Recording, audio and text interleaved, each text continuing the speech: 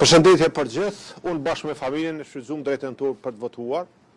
Unë i ftoj gjithë qytetarët e Kosovës që të votojnë sipas bindjeve tyre të ligjit dhe jam i bindur që kjo do të jetë një ditë e qetë, një ditë e mirë, ku qytetarët e Kosovës do të votojnë në mënyrë demokratike, në mënyrë të qetë dhe pres rezultat mirë.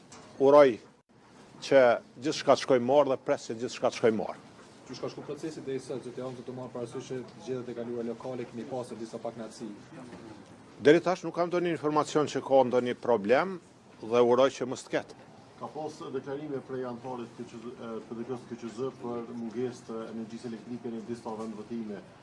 Sa është shqetësuese për juve kjo dhe a ka qenë e pritshme?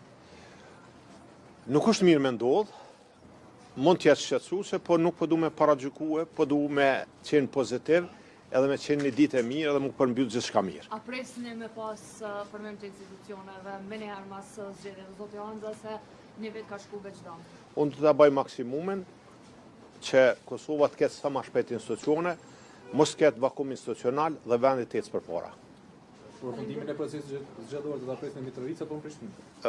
Tash për tash jam Mitrovic, ma vonë varësisht që shka nevojë do të lëvizi. Faleminderit shumë, shumë mirë, shumë falenderoj.